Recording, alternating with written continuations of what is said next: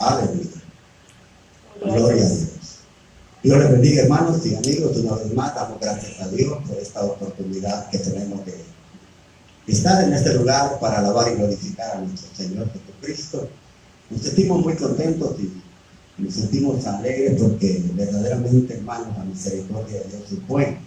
Así es de que esperando que cada uno de ustedes esté bien de salud, donde se encuentren, a los amigos, a los hermanos que nos sintonizan allá en Houston, en El Salvador, en Utah, en Los Ángeles, y donde quiera que ellos nos sintonicen o vayan a ver este video, pues les mandamos un saludo muy cordial desde acá de Las Vegas, y a los amigos que también nos sintonizan en cualquier lugar, en El Salvador, en cualquier otro país también les mandamos un caluroso saludo, esperando que se encuentren bien, nuestra familia, nuestros familiares también, que Dios los guarde, que Dios los bendiga, y así de esta manera también, hermanos, esperando que Dios los siga bendiciendo como lo ha hecho hasta ahora.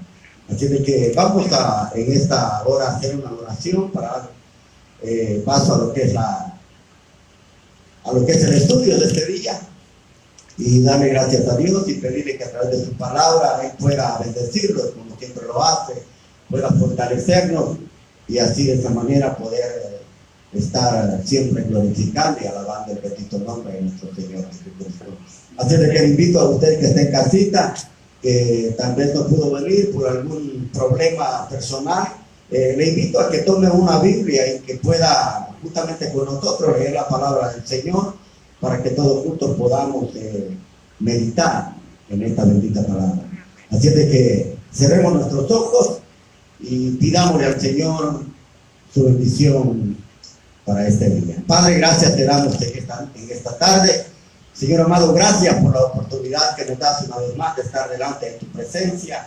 Sabemos que tú eres bueno, sabemos que tú eres, Señor, misericordioso. Gracias por cada bendición, Señor. Gracias por cada día que nos das de poder estar en pie, de poder estar sanos para adorarte, para glorificar tu nombre. Gracias en el nombre precioso de Cristo Jesús. Esta hermosa tarde, Señor, yo te pido por cada uno de los hermanos que están en sus casas, por los amigos, Señor, por nuestras familias, Padre, nuestros familiares en El Salvador, acá en Las Vegas, allá, Señor, también te pido por nuestras familiares de mi esposa, Señor bendito, en El Salvador, en Oregon, Padre Santo, donde quiera que ellos estén, en California, Padre amado, yo te pido que tú les guardes, que tú les bendigas. De igual manera, Señor, a cada familiar, de cada amigo que va a ver este estudio, Señor, que pueda bendecirlo, que pueda guardarle, Señor amado, y te pido consuelo por todas aquellas familias que están siendo afectadas. Sabemos, Señor amado, que esta epidemia ha afectado a muchas familias y está siendo afectada, Señor, muchas más todavía, porque sabemos, Padre, que esto no se termina. Esto, Señor, muchas veces quizás nos va a tocar, Padre, vivir con esto, pero esperamos que seas tú quien tengas misericordia, que nos ayude, Señor, en cada momento, y que nos permita salir adelante ante cualquier situación. Tu palabra dice que no hay justo desamparado, ni tu simiente que mendigue pan. Señor, yo sé que tú vas a tener cuidado de cada uno de nosotros, aún en los momentos de dificultad, aún en los momentos, Padre Santo, muy difíciles de la vida. Oh Dios amado, tú nos ayudarás a poder salir adelante y a poder llegar, Padre Santo, a la meta que tú has trazado para cada uno de nosotros. Por eso esta tarde te alabamos y te glorificamos. De esta manera, Señor, también te pido que a través de tu Espíritu Santo nos ayudes, Padre, a poder llevar este estudio y que pueda ser muy edificativo, Señor amado, y poder dar a conocer tu palabra para que cada persona pueda conocer tu voluntad, Señor, a través de la misma. Por eso, gracias en el precioso nombre de tu Hijo amado Jesucristo. Precioso Espíritu Santo, gracias por estar con nosotros cada día, en cada reunión. Gracias, Padre, en el nombre de Jesús. Amén. Amén. Y amén. Aleluya. Vamos a abrir nuestras Biblias y vamos a meditar en la carta que estamos estudiando, que es la carta de Judas. Hoy, este día, estaremos finalizando el estudio de la carta de Judas, una carta muy, muy importante que nos ha venido dando muchos consejos, para que nosotros podamos mantenernos firmes y no desviarnos de la verdad y caer en el error. Así es de que vamos a leer la carta de Judas, capítulo 1, del versículo 22 al 25. Aleluya. Judas, capítulo 1, del versículo 22 al 25. Aleluya. Dice la palabra del Señor: tengan compasión de los que dudan. A otros, sálvenlos sacándolos del fuego.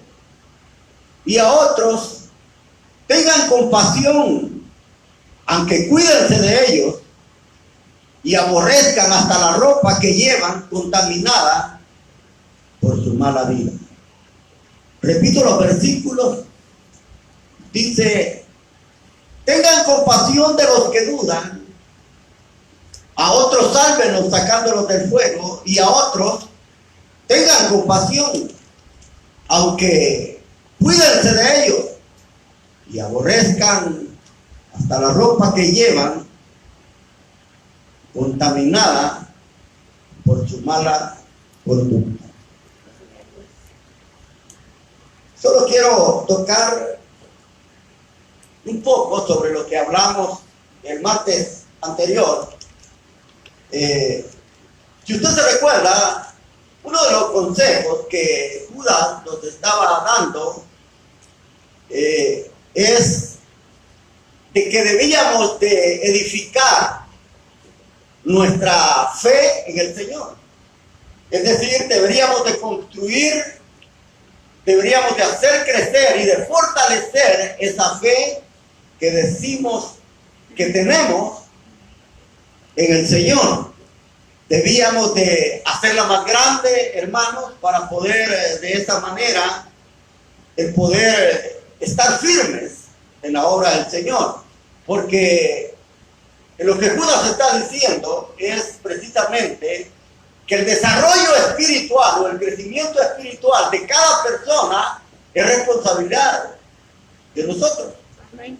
O sea, porque el crecimiento espiritual o la fe nunca va a venir por sí misma hacia nuestras vidas. Es decir, tampoco podemos confiar nuestro crecimiento espiritual a otras personas, porque es responsabilidad nuestra que nosotros crezcamos. Eso es lo que dice Judas. Por eso dice que hay que edificar nuestra fe, es decir, hay que trabajarla, hay que hacerla crecer y hacerla fuerte.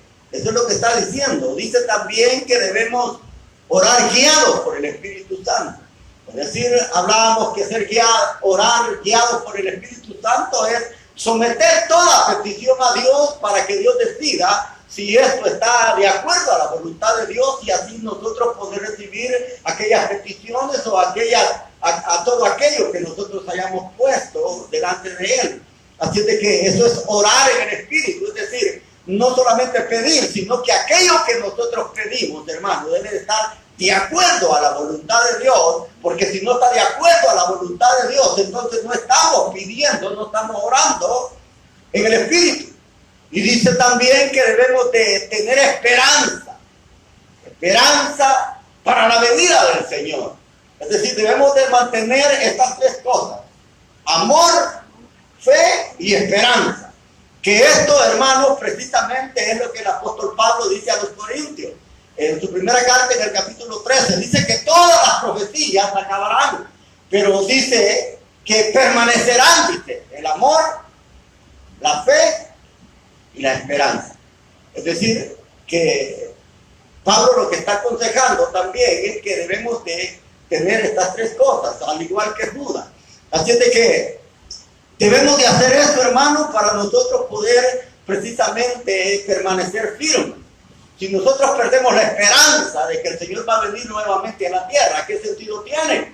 O sea, la promesa que nosotros, hermanos, hemos estado esperando por años, por milenios, por años, es decir, es ese regreso del Señor. Ese es lo único que a nosotros nos llena de esperanza, es que el Señor regrese, porque recuérdense que esta fue una promesa, no solamente que el Señor Jesús dio de su propia boca, sino que también la confirmaron los ángeles cuando Jesús se fue.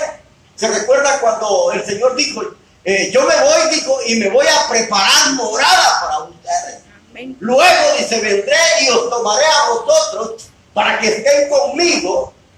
Es decir, el Señor dijo que Él iba a regresar igualita, de la misma manera, hermanos. Los ángeles, cuando Él fue tomado en una nube para irse nuevamente al lugar donde estaba con el Padre, precisamente los ángeles le dijeron a los discípulos que están mirando al cielo, que este mismo Jesús, así como vino, así de esta misma manera, así como se ha ido de esta misma manera, volverá. Así, es decir, hermanos, que tenemos esta esperanza. Y eso es lo que nos llena de vida, eso es lo que nos llena para alentarnos y poder tomar fuerza, sabiendo que un día el Señor va a venir por nosotros y nos va a llevar a sus moradas eternas.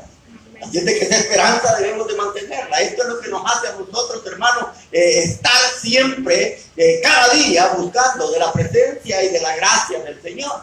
Así es de que eso es lo que Judas ha dado a conocer y nos ha dado a conocer a nosotros, hermanos, para que nosotros tengamos esa fe fuerte y que nada ni nadie pueda sacarnos de la verdad que Dios nos ha entregado a través de su palabra. Ahora, el Judas nos da algunos consejos. Nos da unos consejos que nosotros como cristianos debemos de hacer o de tomar. Es decir, son 3 consejos, pero que precisamente, hermanos, habla de 3 grupos de personas. 3 grupos de personas a las cuales nosotros tenemos que ayudar. Y es decir, que lo que Judas dice es de que nosotros debemos de salvar a aquellas personas que están perdidos y que han sido afectados por las falsas doctrinas, por las falsas enseñanzas de los falsos maestros. Recuérdese, hermano, que la enseñanza de los falsos maestros apartó y está apartando a mucha gente de la verdad. Entonces, estas personas, al haber transmitido estas falsas enseñanzas a aquellas personas que tenían como oidores, precisamente los han afectado en gran manera, y por eso es que Judas nos da esto que nosotros debemos de hacer como hijos de Dios, es decir, salvar a los que dudan. Ahora, aquí hay un problema. Fíjese que dice que estas personas que han sido afectadas por las falsas doctrinas, ahora, antes de todo esto, estaban bien, pero ahora están mal. ¿Por qué? Porque dudan, están entre que creen y no creen, entre si se quedan o se van. Es decir, hay un problema grave en ellos. Ahora, pero ¿cómo uno puede salvar, hermanos, a una persona que duda? Por eso es necesario, hermanos, que cuando nosotros venimos a la iglesia, vengamos a aprender, porque a eso es a lo que venimos, a aprender de la palabra de Dios, para que nosotros, hermanos, podamos ser personas que cuando nos encontramos con alguna persona que tiene duda acerca de la palabra de Dios, porque le voy a decir algo, ahora hasta la misma palabra de Dios, muchos predicadores la han puesto en duda.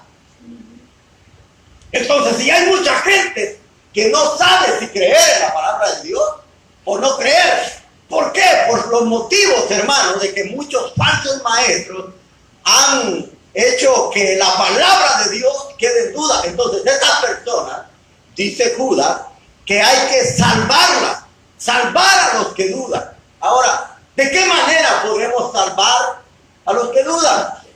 Es decir, es a través de la palabra. Ahora, por eso es necesario que cuando usted y yo venimos a la iglesia, aprendamos, hermano. Porque no todo el tiempo el pastor va a estar enfrente o al frente de aquellas personas. Es decir, llegará el momento cuando usted, como hijo de Dios, tendrá que hablar de la palabra de Dios, de lo que ha aprendido, de lo que le han enseñado, para que usted pueda ayudar a aquellas personas que dudan de la palabra del Señor. Ahora, ¿de qué manera uno puede salvar a una persona que duda? Es a través de la palabra. Fíjese que el apóstol Pablo, cuando escribe a Timoteo en su segunda carta, en el capítulo 4, del versículo 1 y 2, Pablo dice: te encarezco delante de Dios y del Señor Jesucristo, dice, que juzgará a los vivos y a los muertos, dice, que instes que irtes a tiempo y fuera de tiempo, que prediques la palabra. Así dice, que predique la palabra, dice que convenza, que animes, que exhortes y que enseñes doctrina con paciencia. Oiga, que enseñes la palabra del Señor con paciencia. Ahora, ¿por qué tiene que enseñarse la palabra de Dios con paciencia? Porque habrán personas, hermanos, que no lograrán entender. Habrán dudas en algunas personas y es necesario a veces contestar algunas dudas que estas personas tengan, pero contestarlas a través de la palabra del Señor. Porque eso, de esa manera, hermanos, tratando de demostrarles con la palabra del Señor que la palabra del Señor no cambia, no miente, no es falsa, ni es cosa de hombres, ni es cosa que los discípulos hayan inventado. A través de la palabra uno puede llegar a convencer a aquellas personas que dudan. Y es necesario. Por eso es necesario aprender la palabra del Señor, hermano. Por eso es necesario que cuando vengamos a la iglesia podamos, hermanos, digerir la palabra y poder aprender de ella. Ahora, ¿por qué? Porque es necesario sacar de duda a estas personas. Fíjese que leí una historia que un hermano que ya murió, ya partió a la presencia del Señor, él decía, él era predicador, él decía que en cierta ocasión cuando él tenía un día de estudio, dice que llegaban muchas personas a aprender de la palabra del Señor. Pero dice que entre estas personas que llegaban muchas veces, esos días de enseñanza, dice que había una señora que siempre llegaba y se quedaba, pero esta señora siempre hacía preguntas. Siempre. Entonces, dice este pastor que ya murió, dice que él llegó a pensar un momento que la señora que le hacía tantas preguntas, llegó a pensar él que esta mujer lo quería agarrar en algo.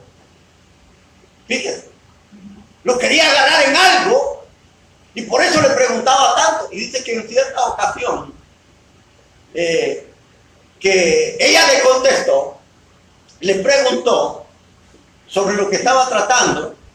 Dice que él le respondió, pero de una manera áspera.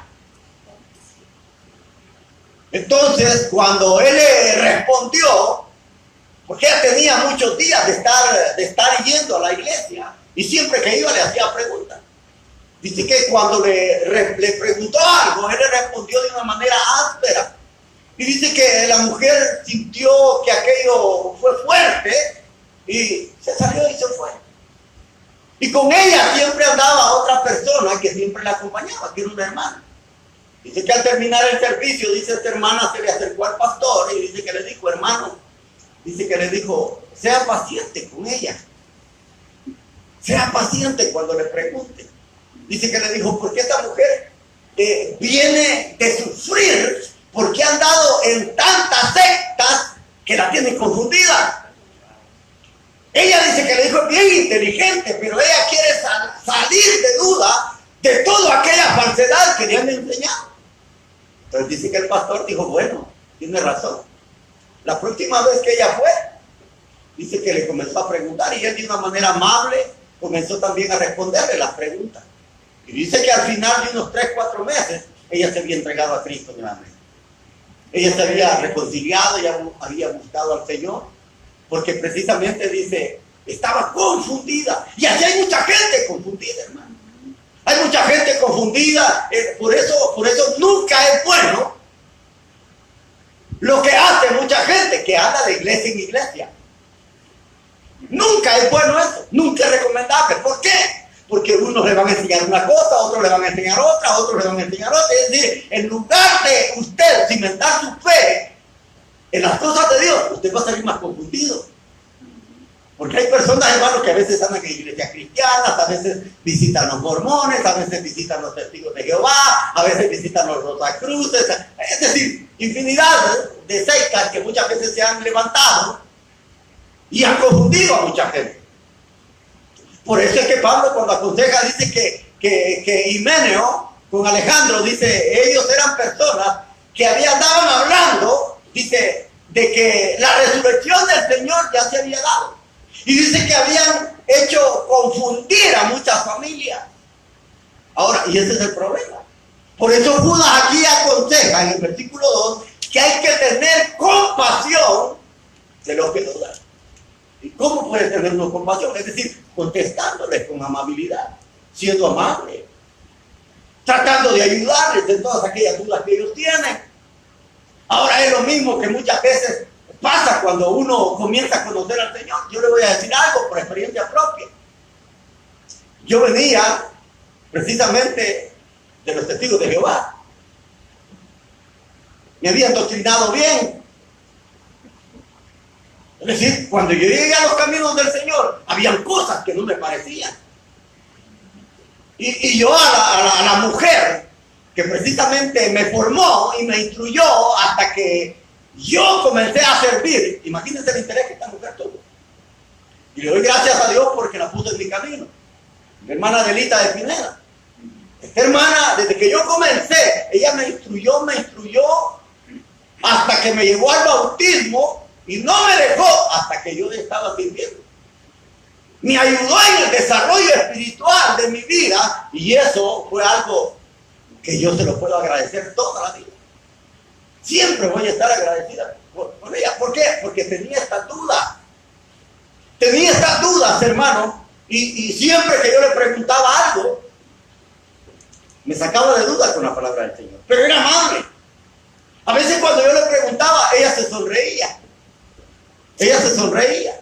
Entonces ella me sacaba de duda a través de la palabra del Señor. Por eso es que le digo de que a veces hay que salvar a las personas, como dice aquí Judas, que tengamos compasión de los que dudan y hay que salvarlos. Salvarlos de esa duda, salvarlos de la mentira, salvarlos de la ignorancia, porque ellos, hermanos, aunque precisamente tengan dudas, Dios siempre los ama. Y hay un problema, fíjate, grave en nosotros como hijos de Dios. Cuando una persona muchas veces, hermano, está confundida y se va, muchas veces nosotros la desechamos. Y eso es algo que nosotros no tendríamos que hacer. Al contrario, ayudarle a volver al camino. Como dice el apóstol Pablo, que aquellos cojos que se ha salido del camino, los volvamos a incorporar al camino. Es por eso que nosotros debemos de hacer lo que dice Judas. Tener compasión de los que dudan de la palabra del Señor. Así es de que esa es una recomendación que da. Así es de que usted tiene una gran responsabilidad con Dios. Cuando usted tenga que encontrarse con una persona que tal vez tiene muchas dudas en cuanto a la palabra del Señor, es ahí donde usted va a poner a trabajar todo aquello que usted ha aprendido en la iglesia, de lo que le han enseñado. Y le digo esto, hermano, porque me recuerdo hace algunos años, en mi trabajo, estaba yo comiendo, descansando, tomando mi descanso en el trabajo. Y me recuerdo que se acercó un hermano de otra iglesia. Se acercó un hermano de años de estar en la iglesia. Hasta tenía privilegios en la iglesia donde él está, porque todavía es cristiano. Y me recuerdo que él llegó y detrás de él iba otro señor. Y me dice, hermano, aquí le traigo a esta persona, me dice, para que usted le explique la palabra de Dios, porque yo no sé cómo hacerlo. Ahora, entonces, ¿a qué iba la iglesia? ¿A qué iba la iglesia entonces? Ahora uno tiene que aprender, hermano, porque de alguna manera uno esto después lo va a poner en práctica. Lo tiene que poner en práctica, porque uno, hermano, tiene que hablar de la palabra de Dios, como dice Pablo a Timoteo. Habla la palabra de Dios, dice, fuera de tiempo y aún en el tiempo oportuno. Es decir, tenemos que hacerlo. Y si hay personas con grandes necesidades que muchas veces se acercan a uno para tratar, hermanos, de poder entender algún pasaje de la palabra de Dios que ellos no entienden, uno tiene que hacerlo con toda amabilidad. Uno no puede decirle, espérese para tal día, cuando vayamos a la iglesia, si quiere lo llevo y se lo presento al pastor. Uno tiene que echar mano de todo lo que ha aprendido en la iglesia. Y esa es la manera como uno se va desarrollando como cristiano. Por eso Judas dice, tengan compasión de los que dudan. Así es que de ahora en adelante, hermano, usted tiene que poner en práctica lo que ha aprendido. Tiene que practicarlo. Si usted no lo practica, nunca se va a desarrollar. Y dice también, a otros, sálvenos sacándolos del fuego. Quiere decir que estos, mire hermano, hay tres clases de personas que la falsa doctrina confunden y afectan de una manera que uno, hermano, quizás nunca tiene idea. Fíjese al primer grupo. Dice que estos dudan de la palabra del Señor. Y hay que convencerlos a través de la palabra, enseñarles con paciencia para sacarlos de todas esas dudas. Ahora, el otro grupo, como dice aquí, dice, sálvenos sacándolos. ¿De dónde? Del fuego. Del fuego. Quiere decir que estos están más perdidos todavía. Son aquellos que quizás ya perdieron hasta la esperanza. Oiga, ¿de dónde hay que sacarlos? Del fuego.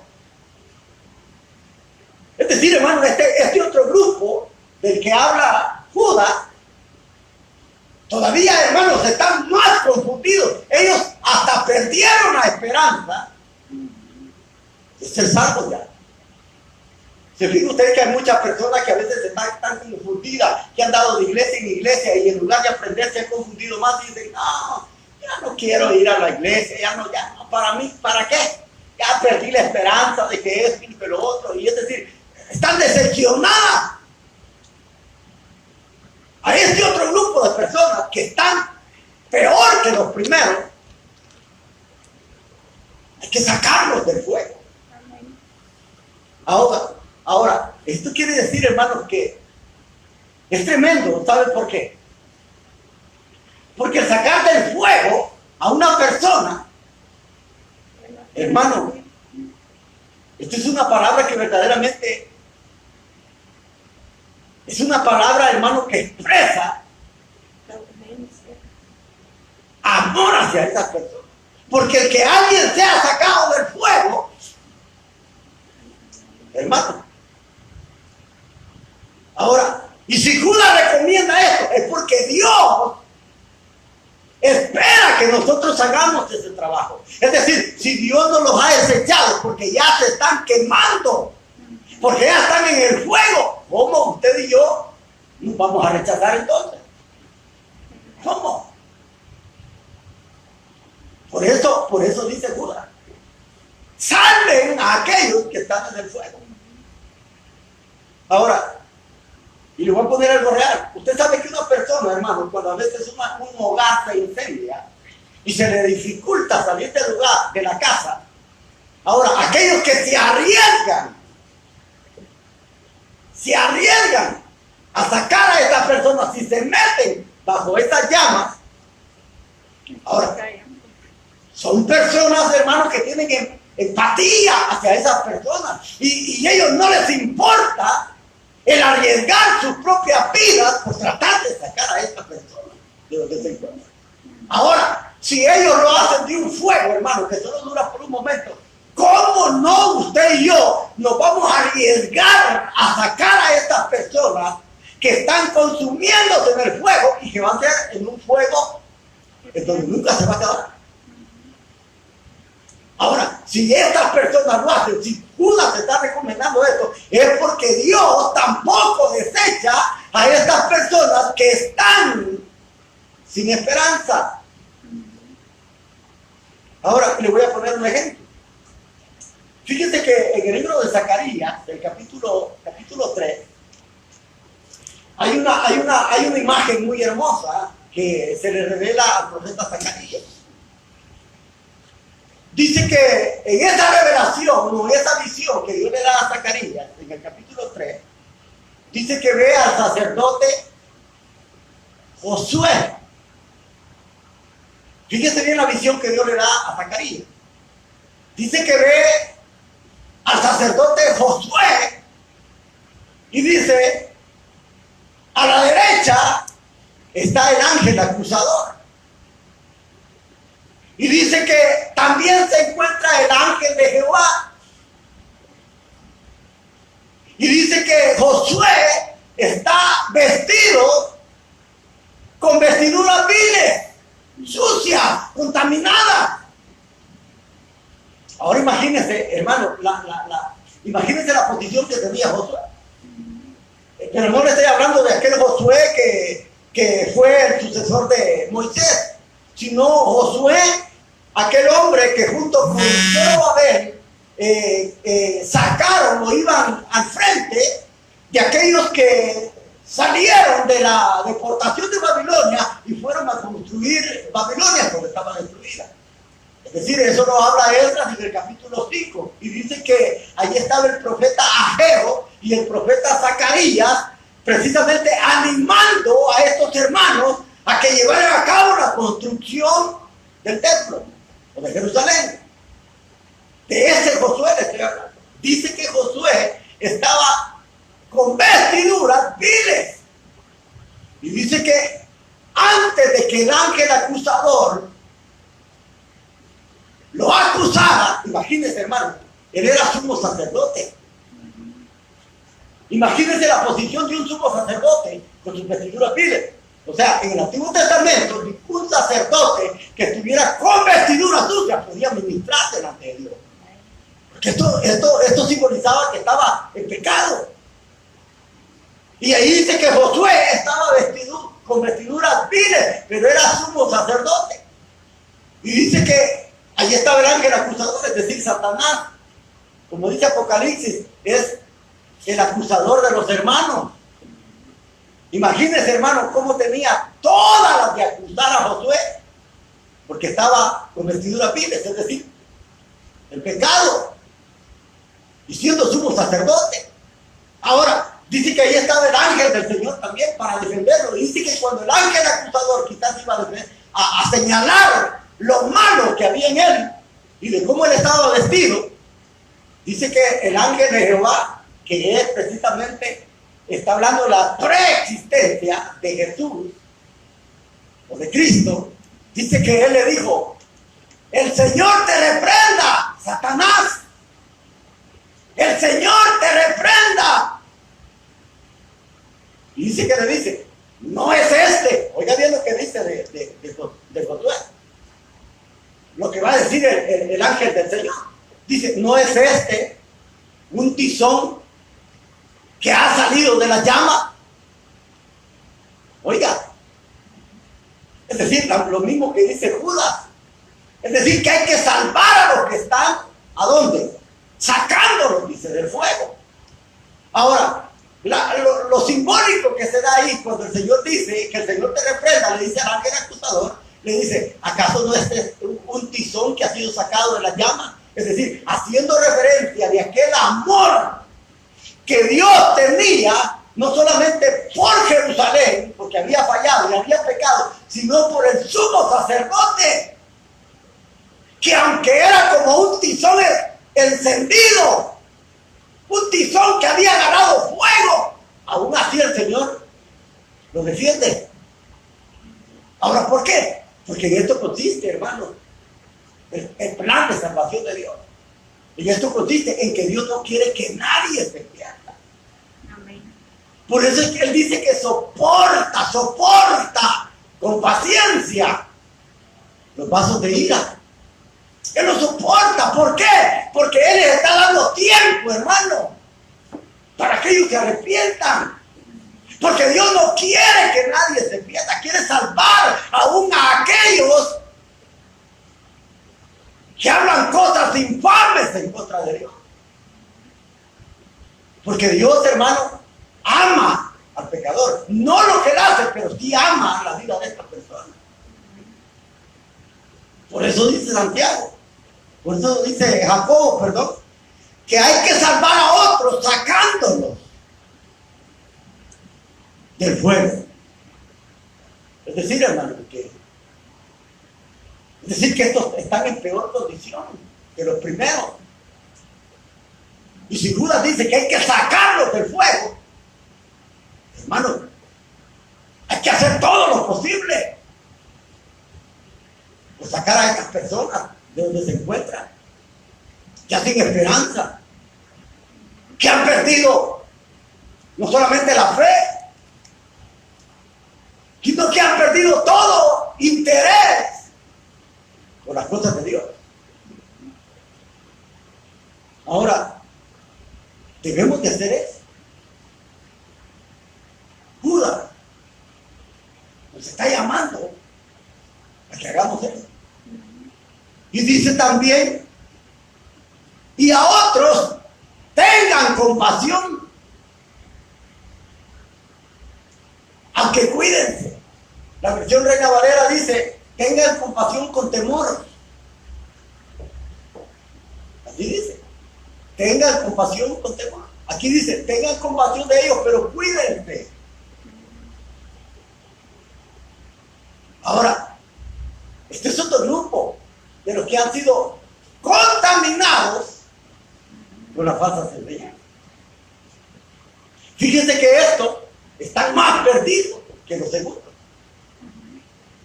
Porque dice que hay que tener compasión, pero hay que tener cuidado. Es decir, como que algo puede afectar nuestra vida. Mire qué tremendo. Es decir que, ¿y por qué uno, hermano, debe de tener cuidado de esto? Que aunque hay que tener compasión, misericordia por ellos, y tratar de ayudarles para que ellos regresen al camino, también debe tener cierto cuidado. ¿Por qué debe tener cierto cuidado? Le voy a poner un ejemplo.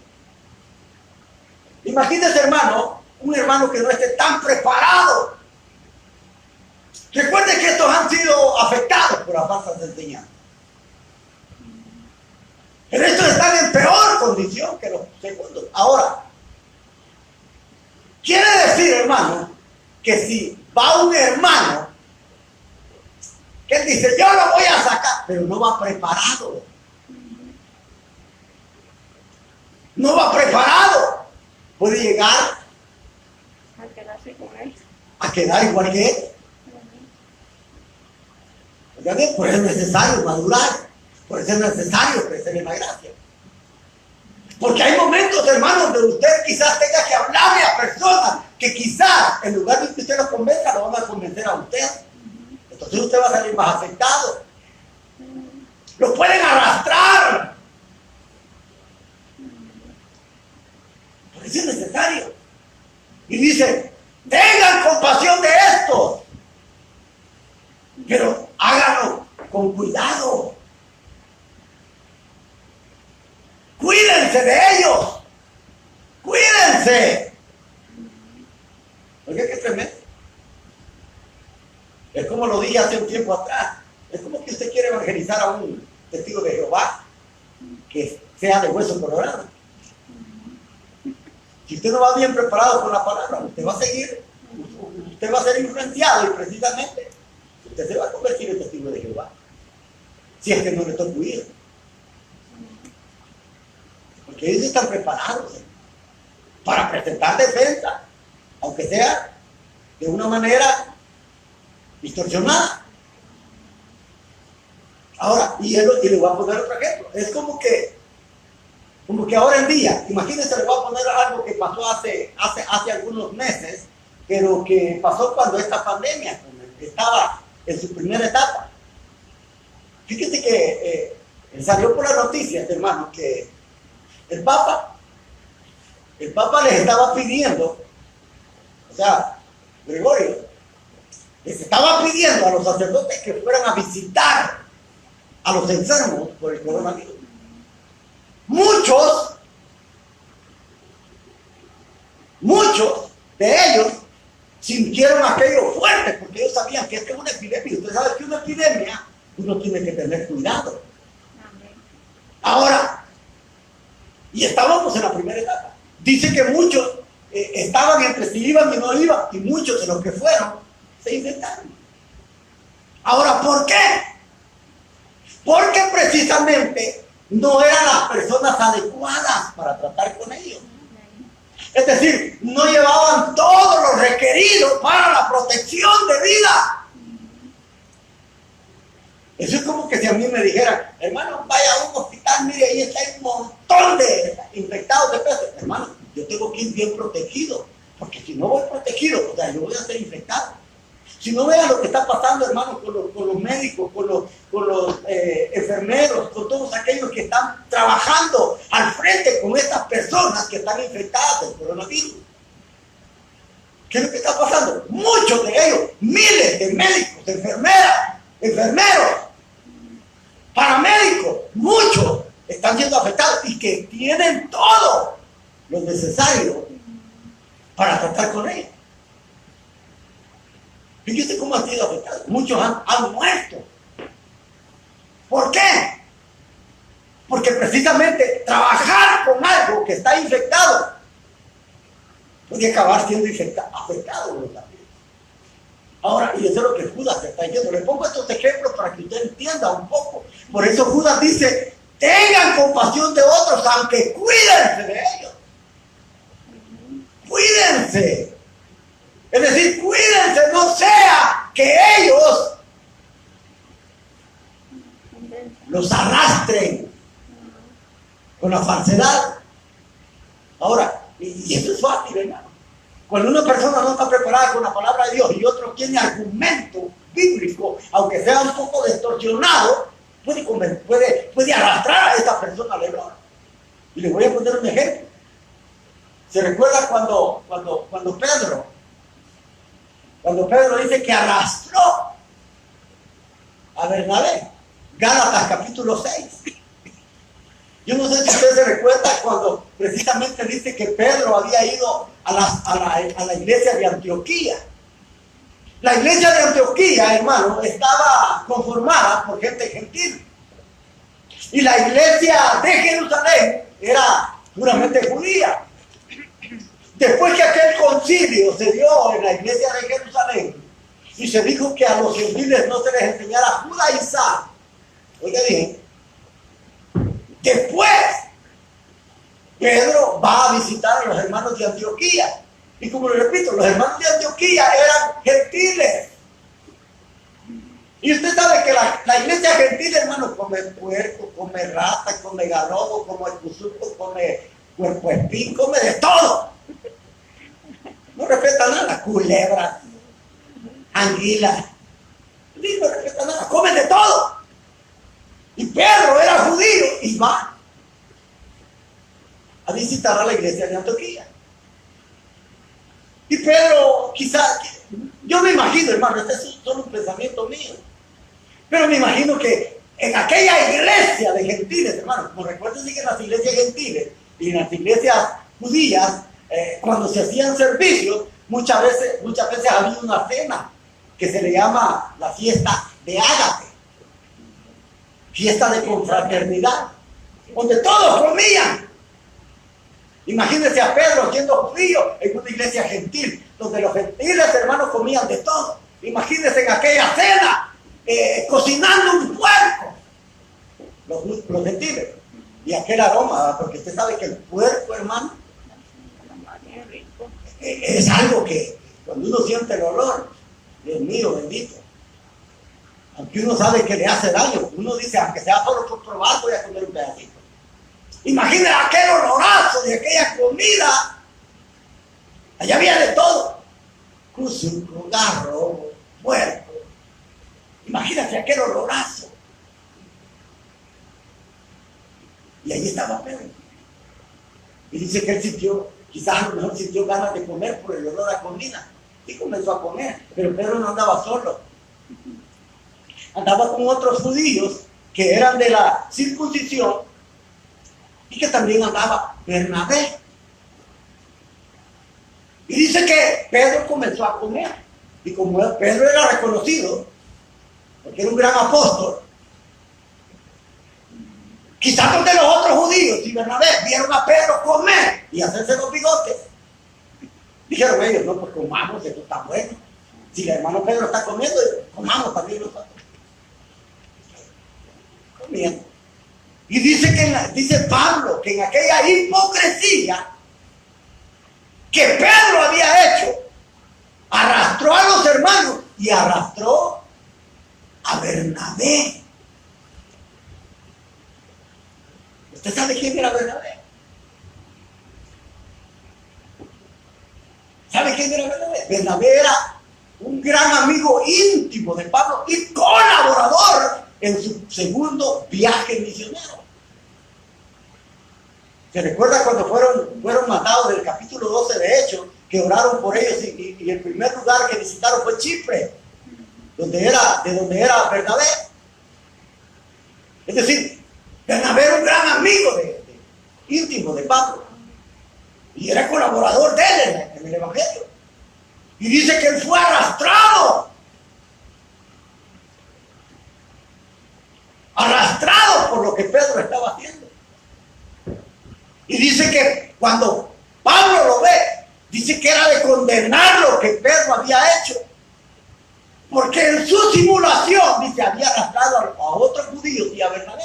Y dice que él, cuando vio que llegaron unos hermanos de la circuncisión, es decir, de los mismos de ellos, de los judíos que eran de Jerusalén, llegaron a la iglesia de Antioquía, dice que Pedro dejó de comer con los hermanos gentiles y se hizo al lado de los judíos. Entonces cuando Pablo dice que vio eso, dijo, esto es de condenar, y lo reprendió públicamente. Ahora, ¿por qué lo tuvo que reprender públicamente? ¿Por qué no lo hizo aparte o lejos? Porque cuando un pecado es público, tiene que reprenderse públicamente. Lo que Pedro había hecho era público delante de toda la iglesia de Antioquía. Por eso Pedro, cuando Pablo lo reprende, Pedro se queda callado. Es decir, con ese silencio él estaba aceptando que había cometido un error. Y Pablo le dice, ¿por qué tú siendo judío estás tratando de que los gentiles vayan a judaizar? ¿Por qué? Si tú eres judío de nacimiento, es decir, de la cepa, descendiente de Abraham. Pero él, hermano, había arrastrado a Bernabé y a otros judíos. Es decir, eso es lo mismo que puede pasar cuando un cristiano que no está bien preparado y quiere ir a salvar a uno que está precisamente peor que el segundo grupo, quemándose en el fuego, porque esto dice, tengan misericordia o tengan compasión de esto, pero tengan cuidado de ellos. Es decir, cuando un hermano no está preparado, en lugar de evangelizarlo, él va a salir evangelizando. En lugar de convertirlo, él va a salir convertido. ¿Se recuerda lo que le dijo el Señor a Jeremías? Le dijo, te voy a hacer tu frente de pedernal. Porque al pueblo que tú vas a ir a predicarle es un pueblo rebelde. Es duro, le dijo. De corazón y de servicio son duros. Ahora, ten cuidado, le dijo, no sea que tú te vayas a convertir a ellos. Ahora, si Dios le advirtió a Jeremías que tuviera cuidado, porque no sea que él fuera convertido, en lugar de él convertir a los pecadores, a ese pueblo duro y hostil. Ahora, eso es lo mismo que pasa cuando un hermano no está preparado, hermano. Por eso se requiere de que siempre aprendamos de la palabra de Dios. ¿Ven ustedes que todo lo que aprendemos aquí no es en vano? No es en vano. Es decir, nos están preparando para poder poner en práctica el ministerio de la evangelización. Para eso. Es eso lo que se requiere. Por eso dice, tengan compasión, pero cuídense. Cuídense de ellos. Cuídense de ellos. Ahora, usted puede decir, no, tranquilo, no pasa nada. Eso es lo que usted puede decir. Pero yo le voy a hacer quizá la misma pregunta que el Señor le dijo a Ageo que le hiciera a los sacerdotes. Le dijo el Señor a Ageo, pregúntale a los sacerdotes, que cuando alguien lleva comida limpia, santificada para el Señor, y la pone, le dice, en su ropa. Ahora, está hablando de los sacerdotes, oiga, porque los sacerdotes usaban un traje bien largo. Dice, cuando alguien lleve comida limpia y la lleve a presentarla delante del Señor, pero su comida, dice, la lleva en la capa, es decir, en su ropa. Yo no sé si a usted le tocó ver eso algún tiempo, pero yo me recuerdo, hermanos, que antes yo veía a las personas bastante avanzadas de edad, que a veces, hermanos, cuando le regalaban algo, aquí échenmelo, aquí échenmelo. Y ponían el delantal, cuando no andaban nada en qué llevar. Lo mismo pasaba con los sacerdotes. Dios le dice a Ageo, hazle esta pregunta a los sacerdotes: si alguno de ustedes le dice, lleva comida en su capa y va a presentarla al Señor, y con el borde de su vestidura tocan algo sucio, inmundo o impuro, le dice, ¿llegará a ser limpio aquello? Y los sacerdotes dicen, es decir, llegará a quedar limpio, con tan solo que el borde toque lo inmundo. Y los sacerdotes dicen, no puede. Ahora, de ahí le vuelve a hacer una segunda pregunta y le dice, ¿qué pasa con una persona que toca un cadáver muerto? Que toca un cadáver muerto. Recuerden que en el antiguo tiempo, tocar un cadáver muerto se volvía alguien impuro. Un cadáver. Es decir, cuando alguien tocaba a una persona muerta se volvía impuro. Ahora, y decía él, si alguien viene y toca a un muerto, y de allí dice, lleva algo santo, limpio, a presentarlo, dice, ¿cree usted que lo que lleva limpio, dice, se va a mantener limpio o se va a mantener sucio? Y dicen los sacerdotes, no, claro que no, lo va a contaminar. Lo va a contaminar. Ahora, y eso es algo cierto. Ahora, lo mismo pasa con Judas. Y le voy a decir algo. Eso que el Señor le dijo a Ageo, que le preguntara, hermano, es algo tan real que puede tener aplicaciones de tres maneras. Aplicaciones en la vida natural, aplicaciones en lo espiritual y la vida religiosa, y aplicaciones en lo moral. Ahora, ¿por qué? Le voy a poner un ejemplo. En lo humano, imagínense, hermano, estos son experimentos que muchas veces se ha hecho, y usted lo puede hacer. Es decir, en la química se hace eso. Imagínense que se pone en un recipiente de agua limpia, y en otro recipiente se pone recipiente de agua pero teñida. Echen unas 2 gotas de esa agua teñida a la agua limpia, ¿qué va a pasar? Es decir, aunque esto sea limpio y sea mucho, esta tinta contamina el agua. Porque usted sabe que cuando lo limpio y lo inmundo tienen contacto, quedan sucios los dos. Hay contaminación. Ahora, esto es en el agua. Fíjese bien. Ahora, lo mismo pasa, hermanos, en lo religioso. Le voy a poner un ejemplo. Imagínense que una persona viene, entra a la iglesia,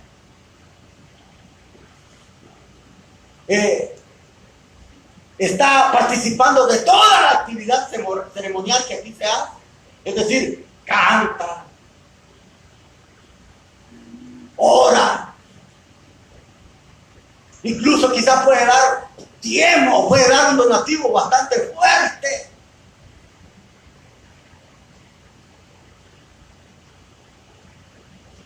Y quizás, hermano, pueda tener contacto con un cristiano genuino.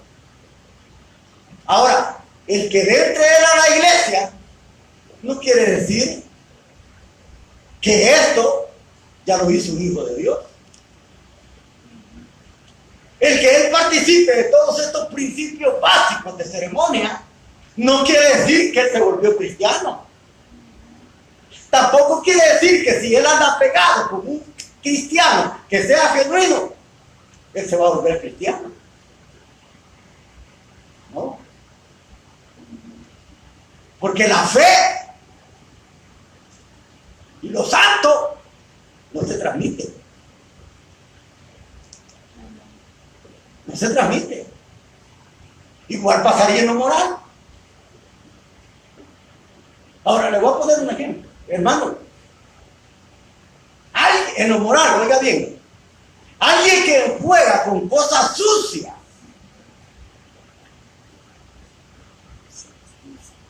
y cuando yo le estoy diciendo cosas sucias, le estoy diciendo cosas precisamente que afectan la moral.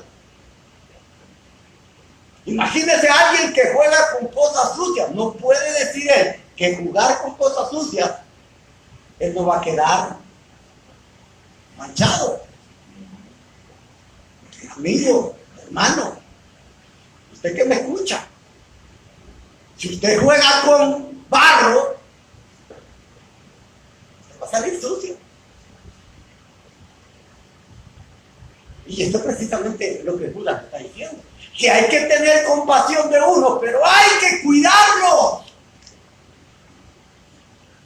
Cuidarlo, no sea que nosotros seamos afectados.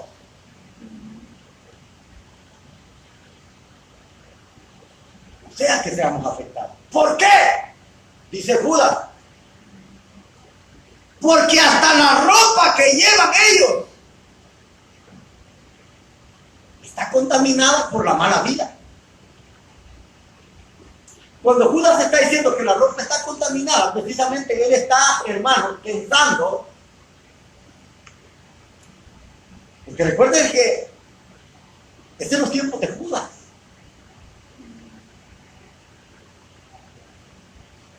Es allá por el año 70, 80, en nuestra era cristiana. En estos tiempos de Judas todavía había una enfermedad que se le llamaba lepra. ¿Y qué pasaba, hermano, con una persona que tenía lepra? Esa persona que tenía lepra, si se sentaba en una silla, había que quemarla. Si tocaba algún utensilio para comer, había que destruirlo. Si le regalaban ropa y aquella que él dejaba, había que quemarla.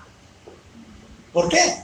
Porque la lepra era una enfermedad contagiosa que todo contaminaba. Por eso dice Judas. Dice que hay que aborrecer la ropa que llevan estas personas. Es del tercer grupo. Porque dice que hasta la ropa que llevan está contaminada por su mala vida. Ahora, eso es en los tiempos de Judas. Pero cuando Judas usa la ropa, está hablando simbólicamente. ¿De qué manera? ¿Cómo así? ¿Cómo así que Judas está hablando simbólicamente? Aunque en su tiempo era realidad, pero también, recuerden, hermano, que todas las historias bíblicas del Antiguo Testamento tienen una realidad, pero tienen una enseñanza espiritual. Amén. Hay dos enseñanzas, una real y otra espiritual. Una literalidad espiritual. Es decir, que hay una literal y una espiritual. Siempre. Y por eso Judas dice que la ropa que ellos llevan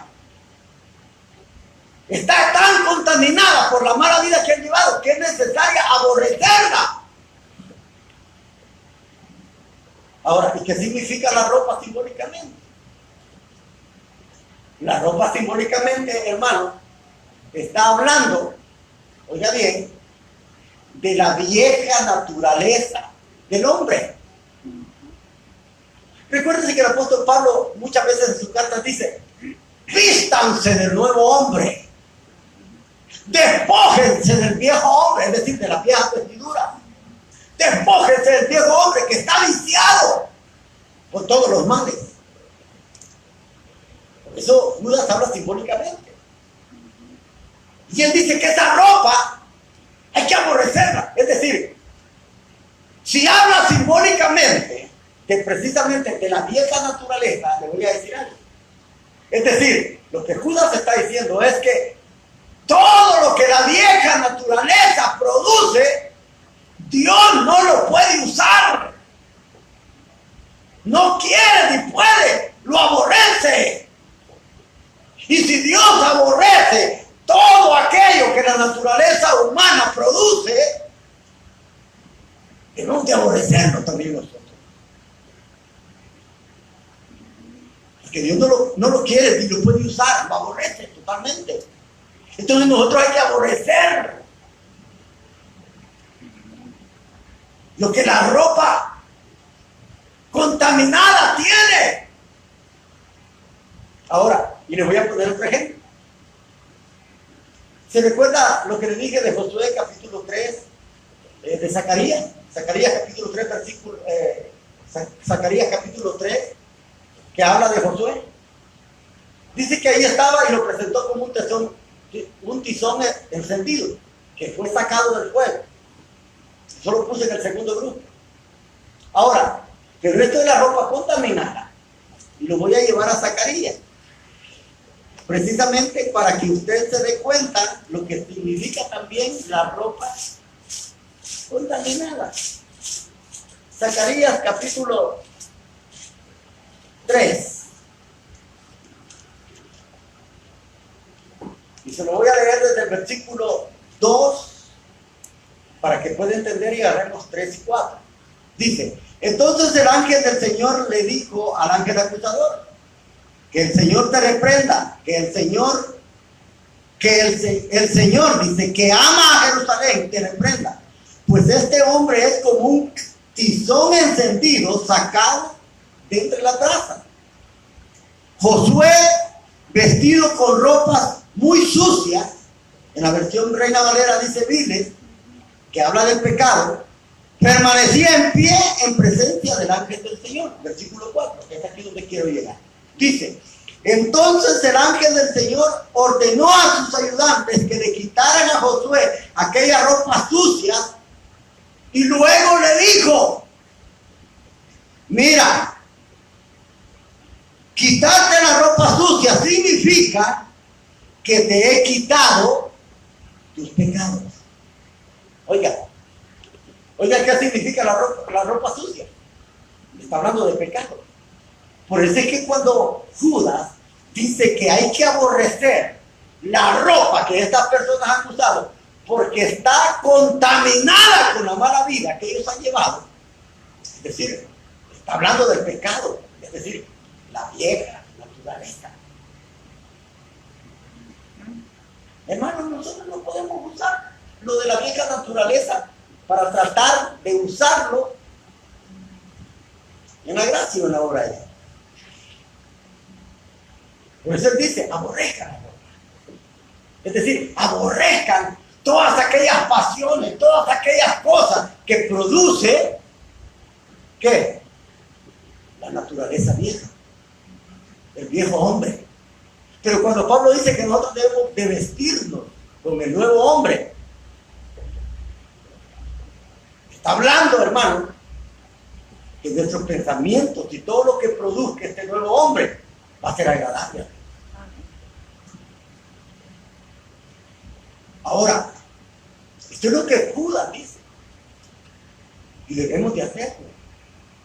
Debemos de ayudar a estas personas, a estos tres grupos, a los que dudan, a los que están ya quemándose en el fuego, y a estos que les vamos a ayudar, que vamos a tener compasión, pero que dicen que hay que tener cuidado de ellos, porque están tan contaminados que nos pueden contaminar a nosotros. Ahí sí hay que llevar toda la armadura. Exacto. Hay que ponerse toda la armadura para que no lo contaminen. Es decir, al llevar toda la armadura estamos hablando de que usted va preparado con todo. Que no se puede. Y le voy a poner una ilustración. Imagínese, hermano, que alguien se está ahogando, que alguien se va a bañar. Y le pongo este ejemplo porque es algo que nos pasó, me pasó no a mí, yo lo vi, y que mi hermano también participó de ello. Fíjese que cuando yo estaba más pequeño, que estaba quizás como unos 14, 15 años, mi hermano es un poco mayor que mí, quizás como 3 años mayor, 4.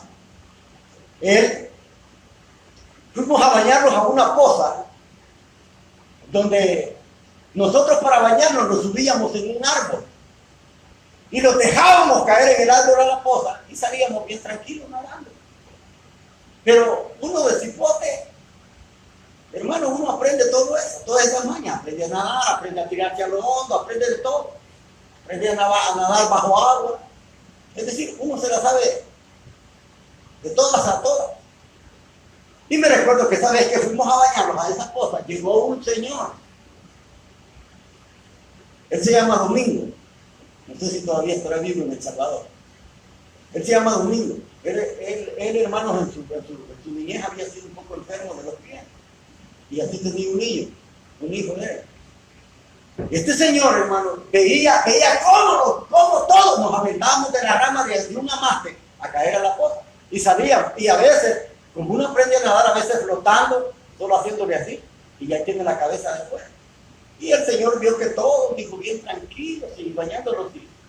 Y él dijo, me voy a bañar. Pero él no se tiró de la mata, se tiró de un bordo que estaba pegado a la mata. Y la poza era hombre, hermano.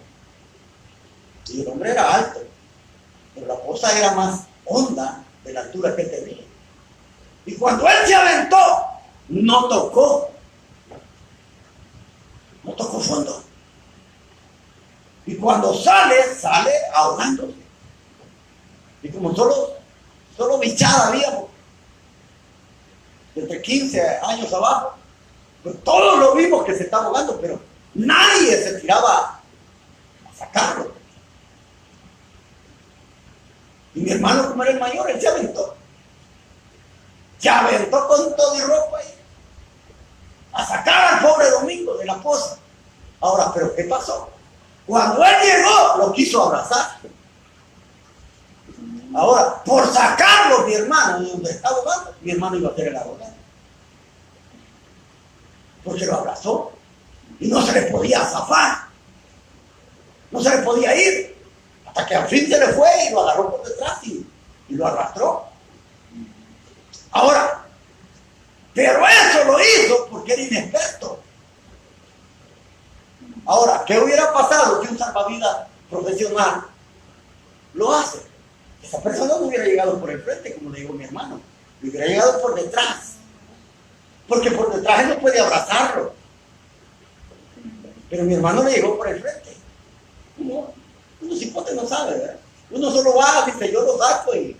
Ahora, pero él nunca pensó que precisamente él iba a hacer el ahogado. Lo mismo pasa, hermanos, con lo que Judas dice. Judas dice que nosotros debemos de tener compasión de ellos, pero tener cuidado de ellos. Porque aún su ropa está contaminada por la mala vida. Y fíjese que le voy a poner un ejemplo que es bastante real. Y eso me sucedió cuando precisamente trabajaba como seguridad en la Valle, en la compañía de la Valle, en El Salvador, en Guatapa. Nosotros teníamos un jefe. Este señor, hermanos, se fumaba una cajetilla de cigarro diario. O sea, quizás 2, si más se puede. Porque ahí donde nosotros trabajamos de seguridad, se acababa un cigarro y antes de que se le acabara, como el otro, prendía el otro. Así era, así hacía. Una desesperación por el vicio del cigarro, Y yo como ya estaba comenzando en los caminos de Dios, no tenía ni un año de estar caminando en las cosas de Dios. Me recuerdo yo que le dije, señor Medrano, le dije yo, no puede evitar eso, porque eso le va a hacer mucho daño, pero mucho problema. Sí se vaya, dice, pero no puede. No puede. Y él fumaba. Una fumadera, pero extrema. Ahora, a donde yo quiero llegar es que este señor se retiró de ahí de la compañía donde estábamos. Él se fue, se salió de la compañía de seguridad. Y como cuando él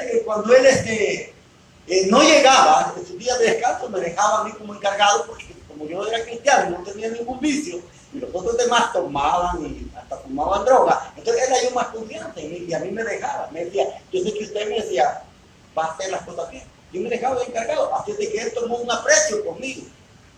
Y cuando él se retiró de la compañía de seguridad, usted me dijo, quiero hacer algo, quiero regalarles todos mis uniformes.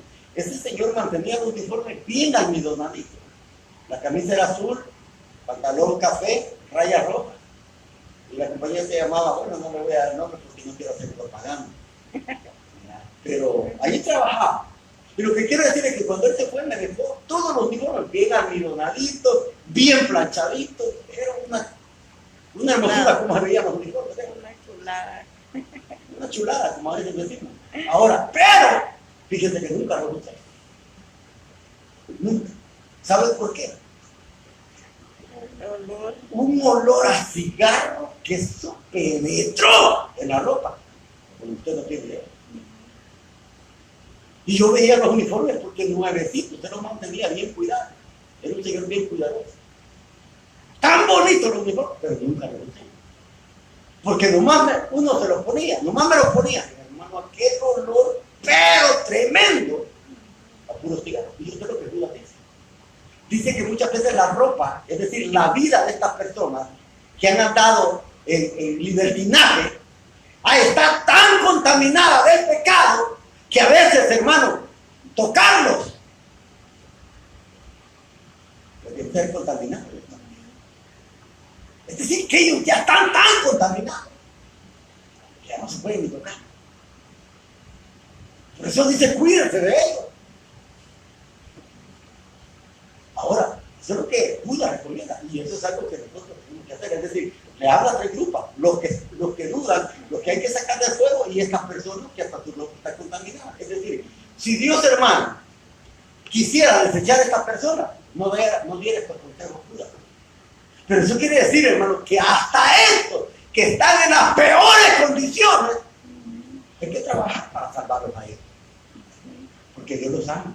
No ama lo que nos hacen, pero ama las personas. Ama su vida. Y por eso dice que hay que trabajar y hay que hacer esto. Hay que tener compasión de ellos. Que hay que hacerlo. Ahora, finalizamos con esto cuando dice 24 y 25. Está dando una doxología. O es alabanza final a Dios, al Dios único, dice, Salvador nuestro, tiene el poder para cuidar de ustedes que no caigan. Oiga bien lo que Judas termina diciendo, dando una alabanza final a Dios, diciendo que Él es poderoso y que tiene poder para cuidar de nosotros, para que no caigan. Ahora, Él tiene poder para evitar de que nosotros caigamos, pero si nosotros hacemos algo, va a poder ser inevitable que Dios nos guarde. Es decir, Dios está dispuesto a guardarlo. Todo y cuando usted y yo nos cuidemos, Dios nos va a guardar. Dios va a hacer todo lo que tenga que hacer por cuidar nuestra vida. Pero si usted y yo nos cuidamos, si usted y yo no nos cuidamos, ahora, ¿qué puede hacer el Señor? Nada. No puede hacer nada. Pero sí tiene el poder para cuidarnos y evitar de que nosotros caigamos. Dice, y para presentarnos sin mancha, llenos de alegría ante la gloriosa presencia del Señor. Es decir, que no solamente tiene el poder para guardarnos, para que no caigamos, sino que nos va a presentar con alegría. Así dice aquí. Para presentarnos sin mancha, llenos de alegría ante la gloriosa presencia de Dios. ¿Por qué nos va a presentar Él con alegría? sabe que Él se va a alegrar de que nosotros nos hayamos cuidado y nos hayamos guardado del pecado. Esa es la alegría que va a manifestar en Él. Es decir, Dios se va a sentir feliz, contento, al presentarnos ante el Padre que nos hemos cuidado. Que Él nos ayudó, pero también nosotros pusimos de nuestra parte y nos cuidamos. Mire qué tremendo. Mire qué alegría la que el Señor va a tener al presentar a una persona sin mancha delante del Padre. Es algo hermoso. Y dice aquí, a Él sea la gloria, la grandeza, el poder y la autoridad por nuestro Señor Jesucristo, antes, ahora y por siempre. Todos los siglos. Amén. Es decir, por todos los siglos de los siglos. Amén.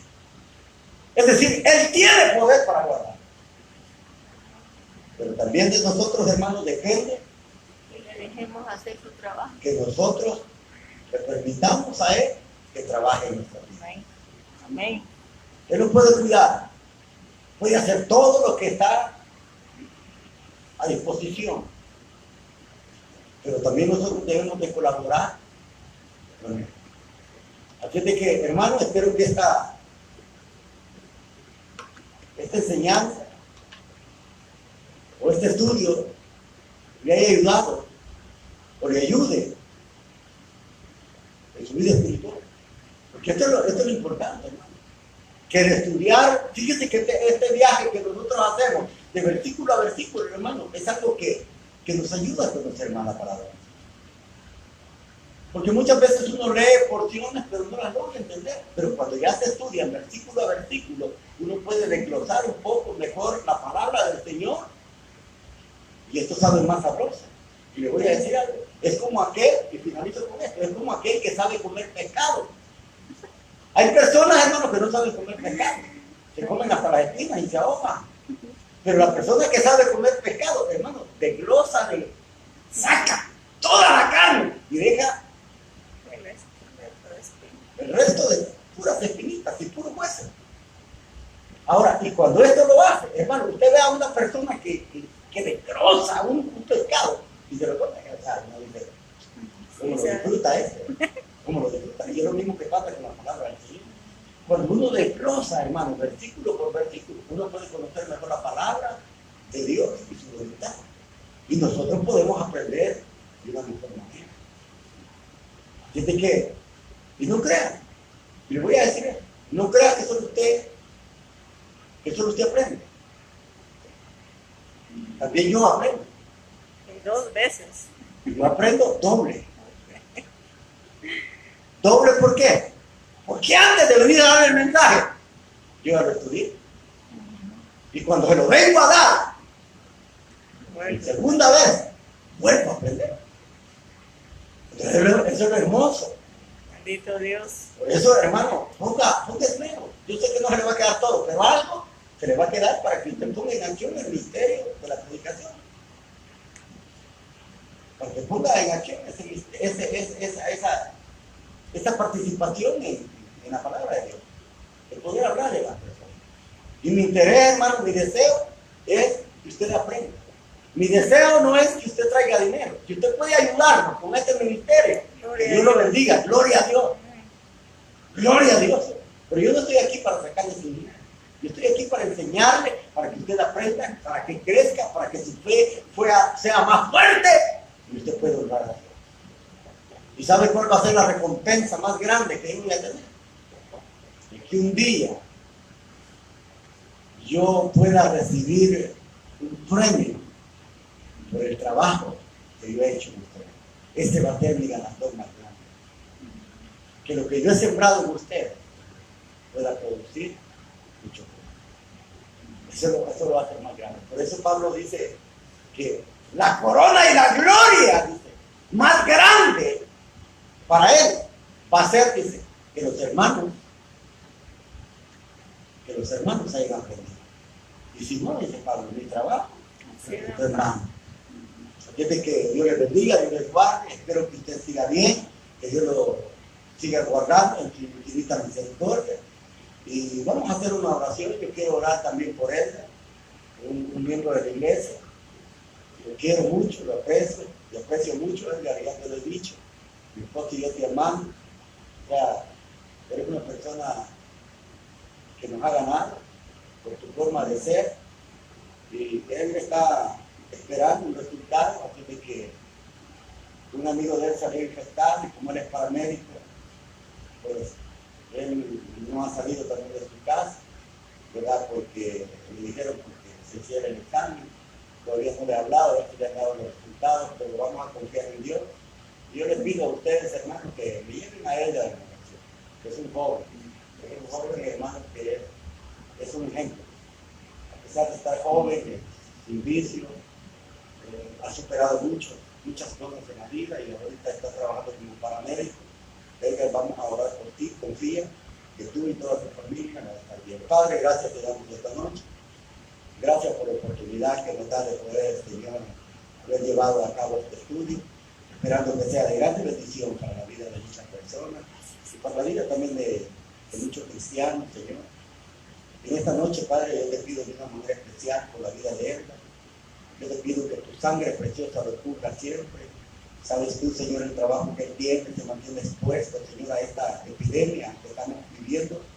Yo te pido en el nombre de Jesús que lo guardes, que lo cuides, que los resultados puedan ser, Señor, negativos y que él pueda continuar con su trabajo y su familia siguiendo con la vida normal. Padre amado, te lo pongo en tus manos. Precioso Espíritu Santo, yo te pido por él y por cada hermano, pero te pido en especial este día por él, para que seas tú, Señor, guardarlo en todo el mundo. Te lo ruego y te lo pido en el precioso nombre de tu Hijo amado Jesucristo, nuestro Señor, nuestro Salvador. Gracias, Padre, llévanos en paz.